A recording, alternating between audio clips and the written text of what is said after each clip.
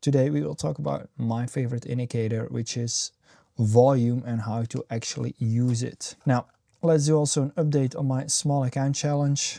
As you can see, I'm up $17. Great after yesterday's huge loss. If I had my max loss in place yesterday, would have been back. But that is not the case, so still now trading with smaller size. I will show the exact tickers and their respective P&L. So if you wonder, this is the P&L for every ticker I traded. Now we know that.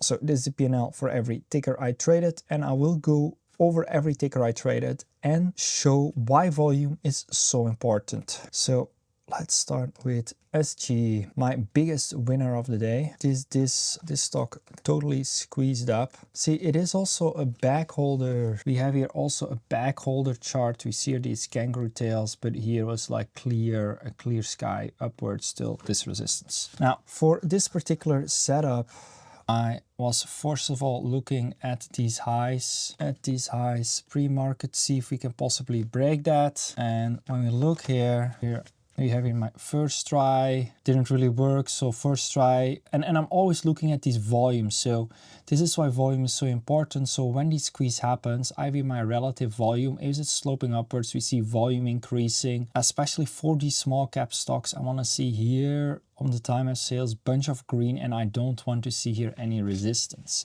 Those are the two things I'm looking at. Price action alone will not make it, because when you just focus on price action, you miss the actual fuel that actually gets into your fire. So that means here, this initial entry didn't really work, was looking for a possible add later. We see here again volume. There was also volume here, no resistance, so I entered back in my position, but we kept on hanging. I was truly expecting when we are gonna squeeze, we actually gonna squeeze immediate. I did not see immediate action, so when I don't see immediate action, especially with these small cap stocks, I just take something off my position and I add back into confirmation. That's what I did there.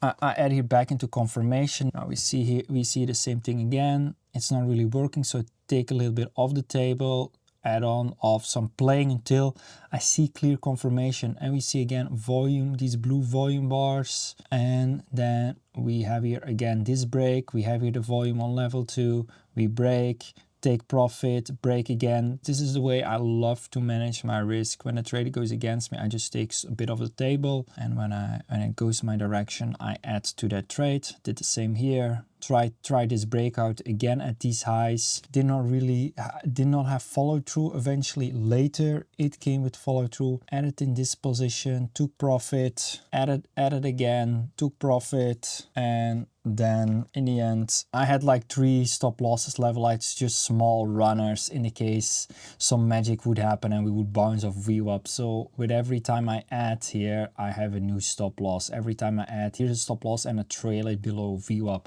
because I truly make my position smaller, and I love to manage my risk that way.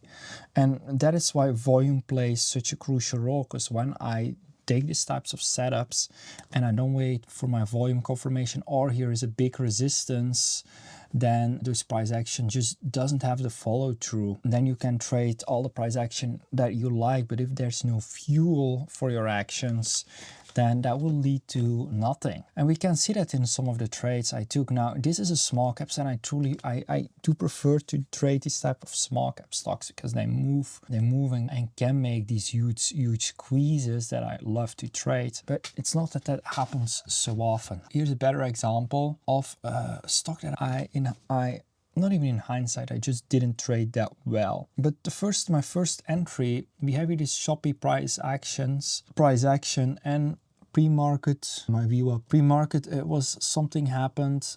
My stop loss got accidentally triggered there, and I moved my stop loss lower, so my stop loss accidentally went off there. Should not have happened there, but so what, that happens.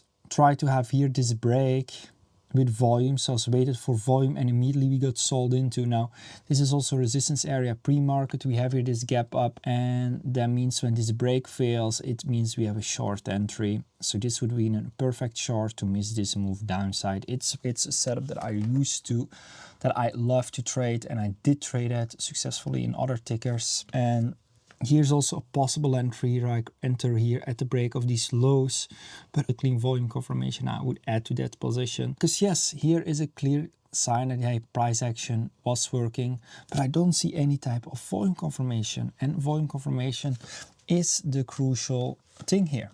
Now, you might think, hey, how does that volume confirmation exactly look like? So at these breaks, when there is a clear break, I want to see, this is the indicator of better volume, and I want to see here a clear blue bar like this one. Is there a break?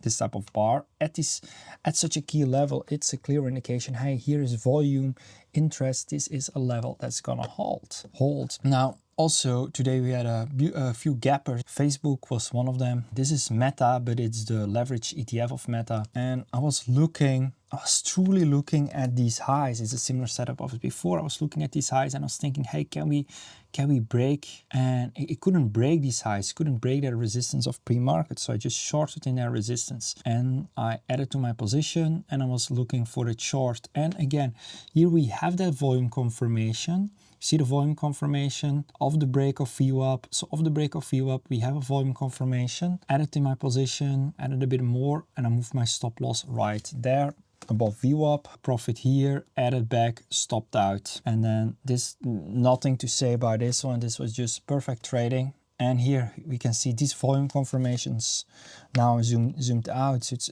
even clearer. These volume confirmations, they are so important when you trade. Volume tells you such a big story. In the past, I truly did not know how to utilize volume, and now I would not know how to trade without it. Most of my losses are just from, hey, I'm not respecting volume. Now here is an occasion where I have not respected volume that way. So my first entry here was a little bit of a chase. So I entered just very small size and I did not trust my position. I didn't trust the long. So I took profit, and at this rejection here, I entered in a short position and I got stopped out right here, and then I decided to switch to the long side. Now, my decision to switch to the long side was not based on volume. Sometimes I can enter early, so that is actually quite fine.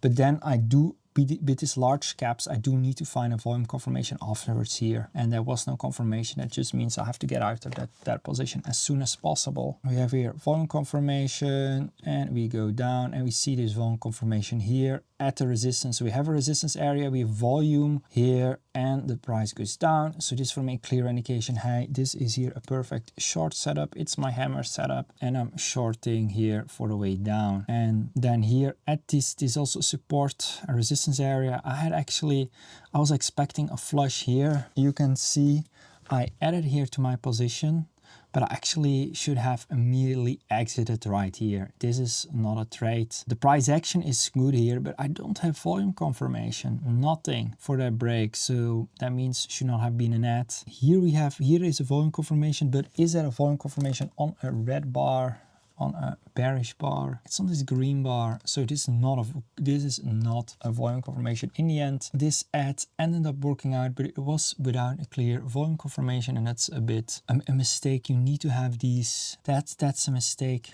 because yes, sometimes price action, obviously price action alone can work. Everything can work once, but you need confluence plus.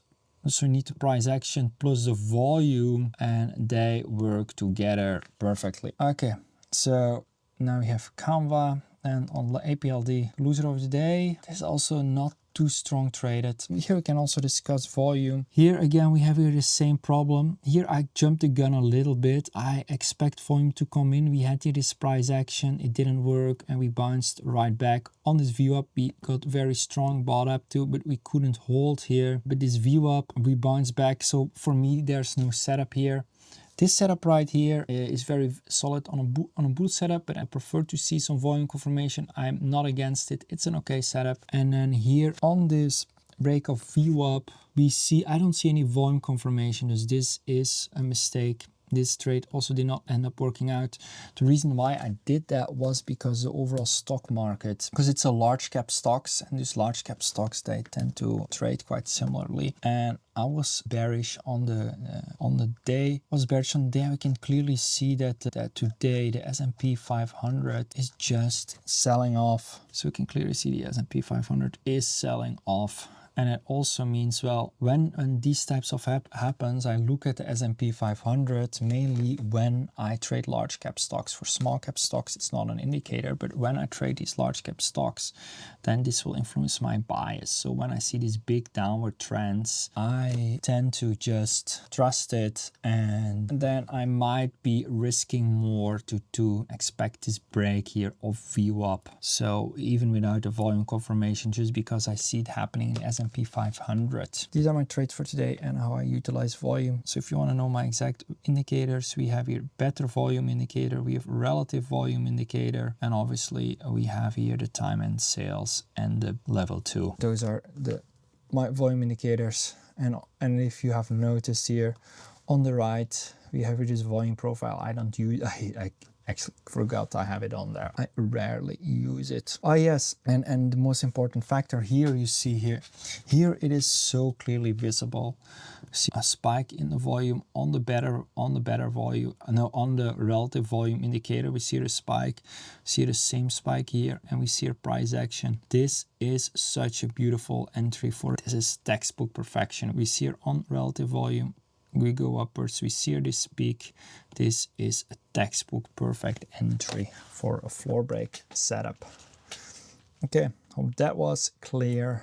Yeah, see you tomorrow.